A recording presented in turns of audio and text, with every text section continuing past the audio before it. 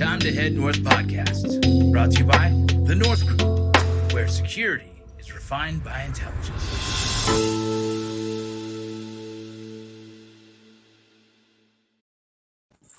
Hi, guys. How's it going? Oh. So it is time to head north, and we are sticking with North Group peeps today. We've got two of our Intel analysts, Jake and Sam, on, and of course, Rocco Vince Vargas, our Hollywood actor / BD guy / veteran.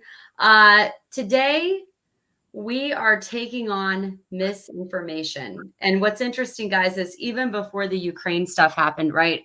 Throughout my tenure as a news anchor, people would say, where should I go to find the right information I can trust? And now what we've seen, all of us have witnessed, is with the Ukraine stuff, even mainstream media is being fed misinformation at times. So even more so now than ever, people are asking, how do you get authentic information? And it's easier for us, right? Because we have Jake and Sam down there. We have our own Intel guys that source this information, so we know what we're getting is credible. But for the average person, I would love to talk about how the average person can take advantage of some of the resources we even use, right? Rocco, have you even asked this question at all? Well, I mean, I've noticed it so much in this current conflict that you see it, man, there's veteran organizations that are creating t-shirts off of misinformation so they can donate the profits to the Ukrainian people. And then you realize later, like the story about the 12 Ukrainians who told the Russian, warship to go F themselves, right? Like, what an emotional impacting story. Me as someone who served in combat was like, damn, I don't know if I had that kind of guts. And I was actually, I'm on set and I'm reading this story, and I found it from several different resources, and it was emotionally kind of like a little bit draining, as well as like super proud of them to be like stand up for what they believe in. And then I heard recently that they didn't get killed and they were actually being held hostage, right? They ended up surrendering. Yep. And these are just a small part of the misinformation that's happening now, partly. And so I get the technique and the tactic in wargaming, right? But for us as a viewer, someone who's completely detached from that world and doesn't really know it, they're emotionally invested in the game of whatever is told to them. And even I, someone who's with a lot of experience, was sucked in emotionally by it as well. And so it's definitely a new era of war, and it has been huge in influencing just political people, famous people, in saying, yeah, donate more to the Ukrainians, whether that's right or wrong, it doesn't matter. It's working in the way the Ukrainian government is wanting it to work. Guys, what do you think? I mean, how does, if someone asks you, how do I know what I'm reading or watching is true? How do you respond in everyday life? So, really, what this all comes down to, it's a really broad question with a really broad answer. There's a little bit of truth in everything, and there's a little bit of, not so much truth in everything. So really, I think we have to take a look at ourselves and learn how to take the meat and throw the bone away with everything you hear.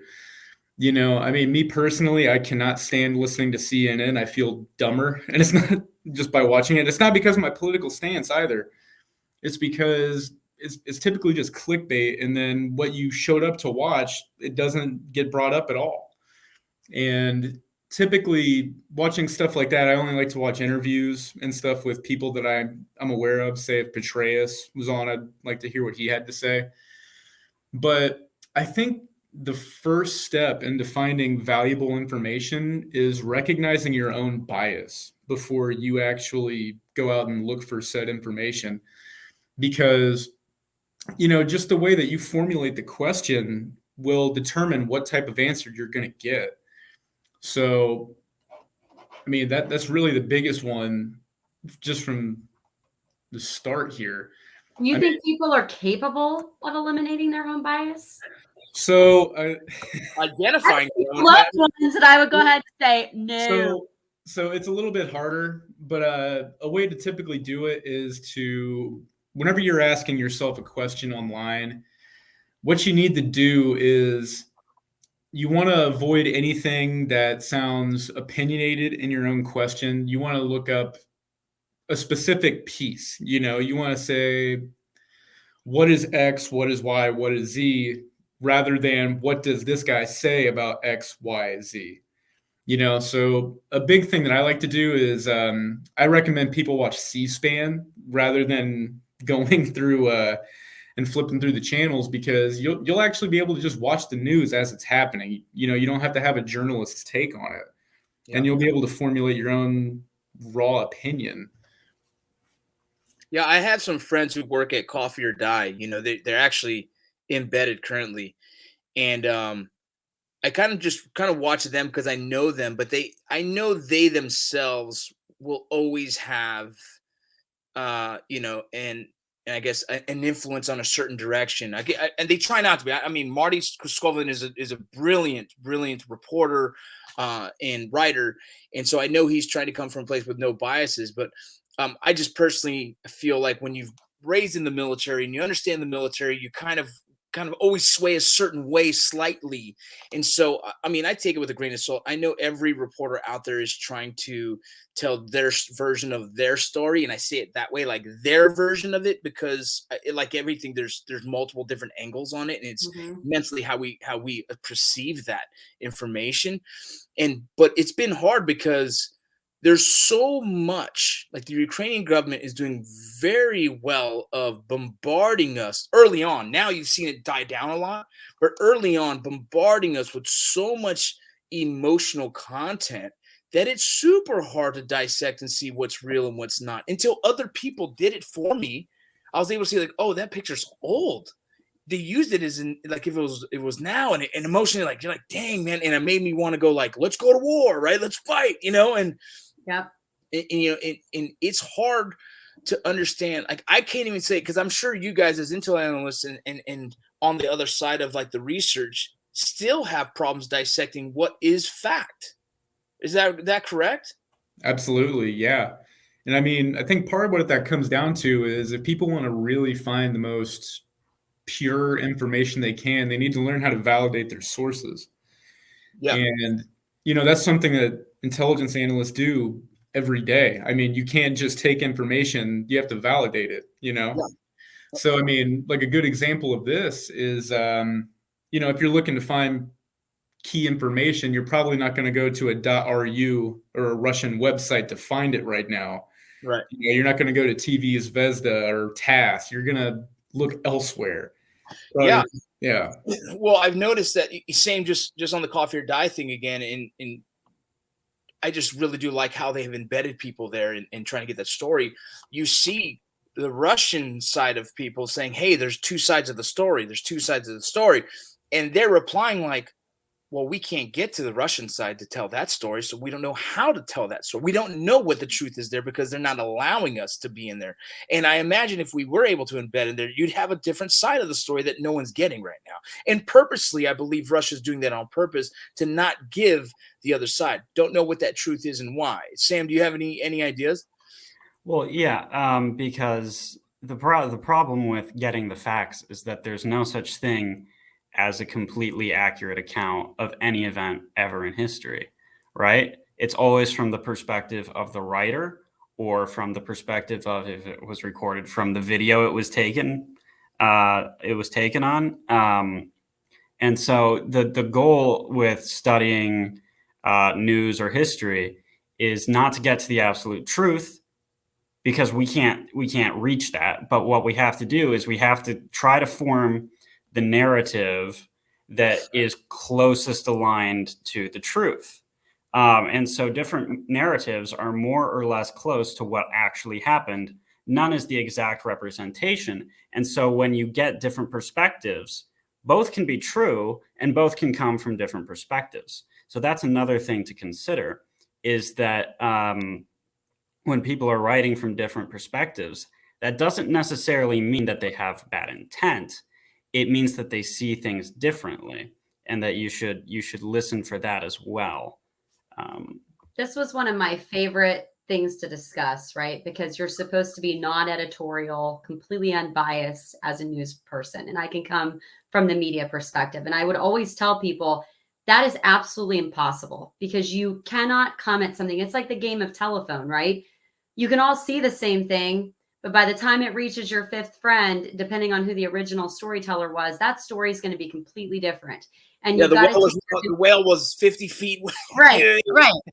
And a lot of the times, you know, just so you understand what it's like in these newsrooms and news situations, a lot of these people, you know, I don't think there's bad intent, like Jake said. I think it is you are as good as what you have in your hand, informational wise. And there are such strict deadlines in the news business that unfortunately sometimes you know, news managers will rush to get information on the air, and there's not that time to vet, fact check in a thorough way. You can kind of half-ass it, but you're not doing it to the extent you should be, especially with the invention of social media. It's a constant rush to see who can get it up first, right? And so you're ripping and grabbing information on feeds and national sources that are just feeding every newsroom. And I don't think I had the aha moment until I was in a newsroom in Virginia, and the story that came down on the feed surrounding a 15-second soundbite from a reporter didn't seem right to me. I thought that doesn't sound like something a president would say in that context. And it was years and years ago, just to be clear, before it became a free-for-all. And so I went back and got my hands on the actual transcript of the press conference. And it was absolutely mind-blowing to me reading the actual transcript of what transpired and how one reporter had taken a 15-second soundbite and created a completely different narrative with it. And that was my aha moment. I never just ripped and grabbed again, because, you know, you're told those are trustworthy sources, right? They're feeds that come into your newsroom from national level reporters and journalists. And again, it just goes back to that inherent personal bias that you sometimes, unfortunately, people can't separate. And when they write it from their perspective, it's just skewed and sometimes completely inaccurate.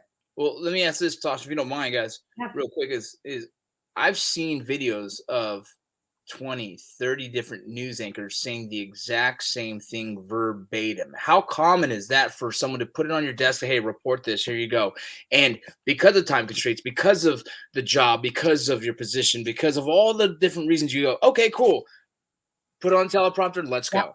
Yeah. Oh, it's very common because every station that's part of a conglomerate media ownership group gets stuff off of a server that is fed down. So you all get the exact options for sound bites, and someone writes the script at the national level. And if you have a producer that just rips and grabs, they're going to rip the script. They're going to tweak it a little bit, but it's going to be almost verbatim. And that's why you see that's why you see stations across the country in different markets verbatim saying the same thing, because they're all getting it from one source. So again, when you're a little bit wiser to the game, I learned really quickly that when you're the news anchor, it doesn't matter if you wrote it because it's coming out of your mouth. So you better damn sure make sure that what you're reading is not editorial or accurate. But you have to be invested to take that stance. I'm not giving myself a pat on the back. I think there are genuinely circumstances where a news anchor does not have time to do that. So they're trusting that the information in hand is correct and has been adapted, right? But that's not always the case. And I certainly am not anti-media or throwing people under the bus. This is the reality of the time constraints of the industry. And it doesn't excuse it. Yeah. But if anyone would just, if everyone could just take a few more seconds to even switch up the script a little bit and take out, you know, I used to, with young producers, they would put like one word in, and one word in a sentence, an adjective, can change the entire the context of the sentence. And I would say, listen to how different this sentence is without your adjective in it. And they'd go, oh, Yeah, it totally changes the meaning of the sentence. And that was the thing that I always harped on interns about is you have to take out anything descriptive that could come across editorial because you're changing the entire narrative of the story. So, but I mean, again, you have to have invested people. Yeah, I mean, that's Jake and Sam. Question for you guys is how different is the Ukrainian media currently compared to ours? I know we have, multiple different companies, kind of organizations from the top down. Most of them are connected in some ways, but we have probably about 5 pillars of different kind of news source areas, probably more, but everyone's kind of connected in a sense. How different is the Ukrainian version of their media, and is it all kind of focalized in one point and they're pushing it out like one guy controls the messaging essentially or something? I'm curious if there's a big difference.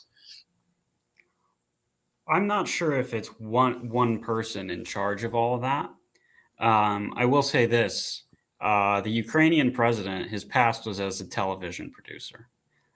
So he understands this very well. And the sort of media they're pushing out is telling a story. And that story has worked very, very well for Ukraine in getting Western assistance.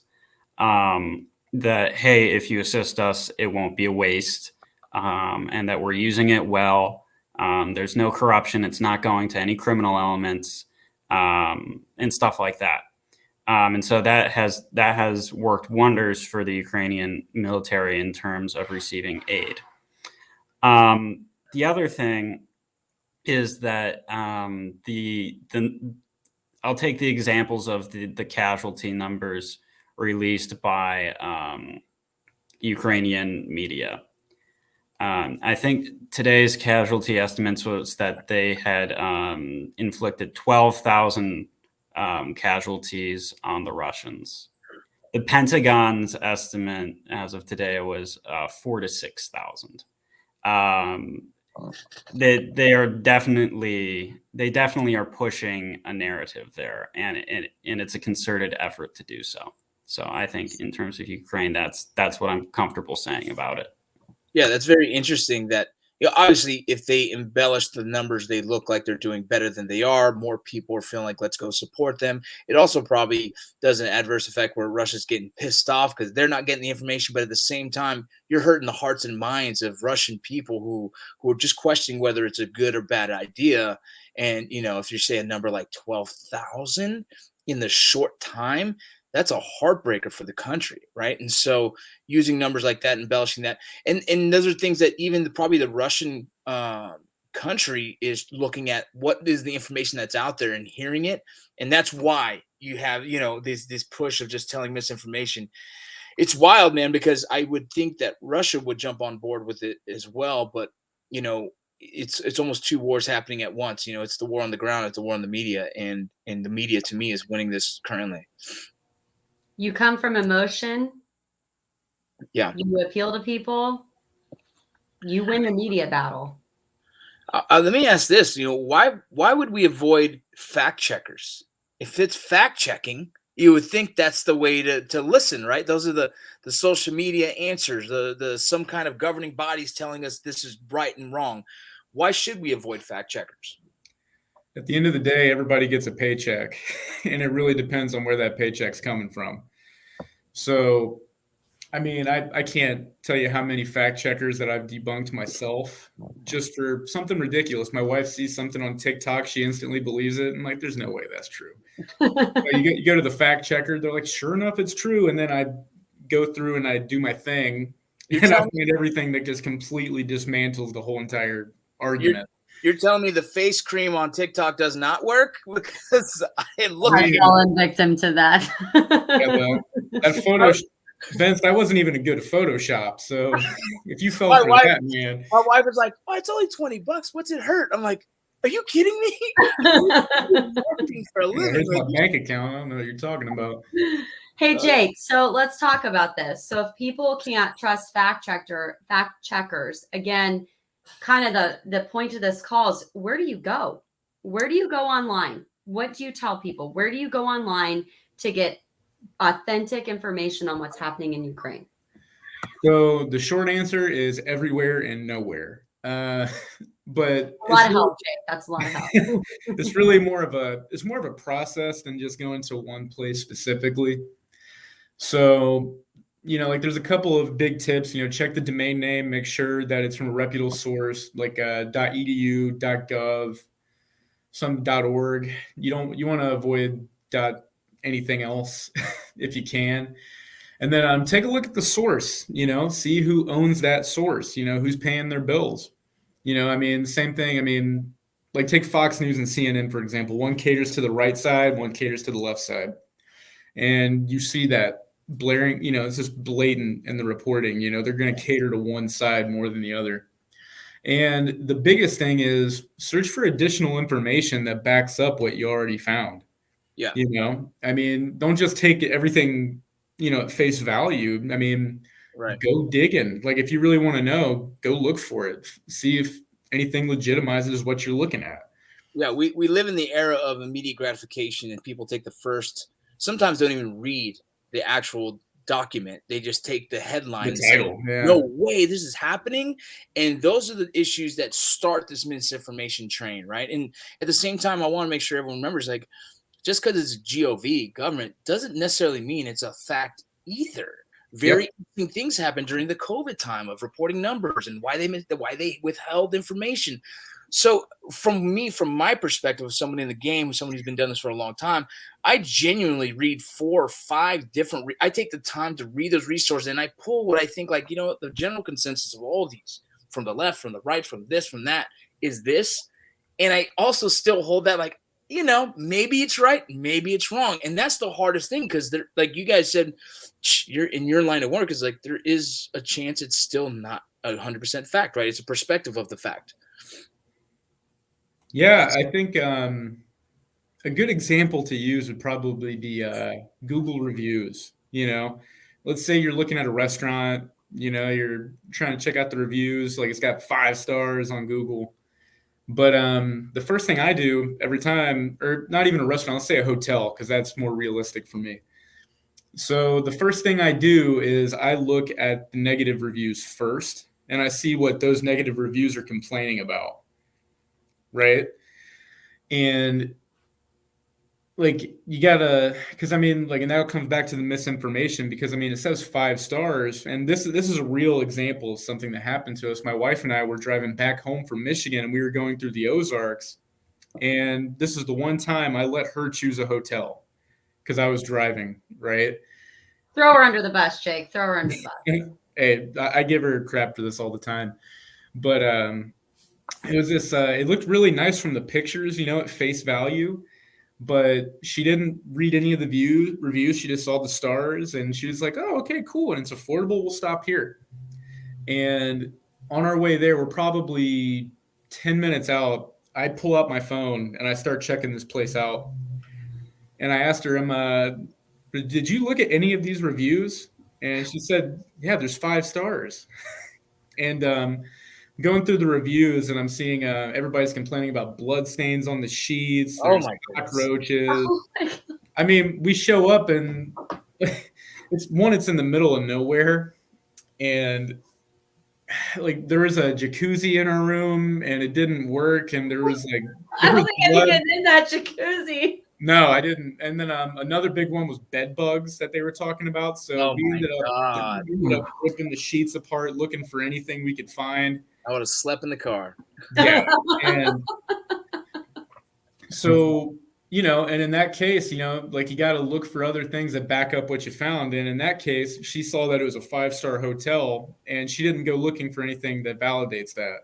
Yeah. And with me, I am very particular about where I lay my head at night. And she learned really fast that day, look on both sides, look at the good and the bad. What are the bad people complaining about? Because in the example of a hotel, if people are just complaining about the breakfast food and that they stopped serving it 5 minutes earlier, and like, that's the place I want to go. But yeah, that's just a kind of another weird example of kind of looking at both ends. Yeah. And then the example of a hotel of the sort of Google or Yelp review sort of, I think, raises an important point, which is that Jake and his wife both looked at the same source and they came to two different conclusions, right? Yes. The information was present for both of them from the same spot, which is why that's how we really evaluate a source, is not who's it from, it's who is this for, what assumptions does the author make about the audience, and what does the author not say?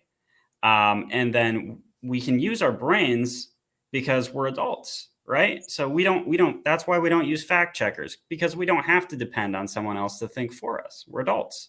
And so we can, as adults, we can look at it and we can say, well, I don't trust that. I do trust that. And so in that way, you might have an incomplete picture, but you could be perfectly well informed just by watching CNN or just by watching Fox News, as long as you bring the right mindset to it and you recognize the bias that's coming out at you. Yeah, it's almost, we have so much information. The average person still hasn't learned how to dissect information as well as critical think the information. And it's very easy just to take face valued information and call it facts. And this is something that for some reason we have to, I think too much information and ease of information has hit us so fast that we haven't developed the skill sets to really dissect it. And so you have misinformation easier at the fingertips because the lack of willingness. Social media has really. Yeah, exactly. Social media, exactly. And so it's hurt us, society as a whole, especially in the United States, of not doing that critical deep dive and really dissecting the info, like going through their Yelp reviews. You know what I mean? And so we have a big issue now, and this is where the spread of misinformation continues, and people value this information as if it's like, oh, they'll die on that hill with this information. And it's scary. It's a scary time for that. Political stuff, whatever it is, left and right, and immigration, all these things that we're struggling with in society right now. It's like people are taking these small bites, if you will, and claiming them as facts. And then they're like, no, I can't be wrong. Because for me to be wrong, that would mean I'm not intelligent enough to really, like, and now you're hitting egos. And so we have this big struggle right now with too much information has caused a lot of drama. A lot of drama. Yeah. You know, when you guys wake up in the morning, right? When I want a briefing of what's going on, I go to you guys, what you've shared, right? But if someone wakes up and just wants to get a gut check on the situation in Ukraine, do you have a website recommendation? Yeah. As far as the Ukraine situation goes, I have a couple that I like to use. Okay. Just for this instance in particular. So I really like Reuters. So yeah, make sure you add that in the link in the link. I will. Yeah. Yeah. Good. And a lot of people are gonna give me some weird looks, but I really like Al Jazeera too. That's actually another really good one. They actually provide updates hourly, and it's former colleagues that work there. Very thorough. Yeah. I really like Al Jazeera, and whenever it's available and there's anything I want to watch, I go to C-SPAN. I check that out. Okay, so Reuters, Al Jazeera, and C-SPAN. Those are the recommendations. Sam, you have any others? Yes. So coming from a sort of neoconservative military background, you have the Institute for the Study of War, ISW. They provide a, I think, daily map update. A subscription service that I use is Roshan Consulting. They do daily or twice daily briefs on the ground situation in Ukraine. Otherwise, there's a lot of independent journalists on Twitter that I follow. Some of them are what you would call OSINT, and so that you have to explain what that means.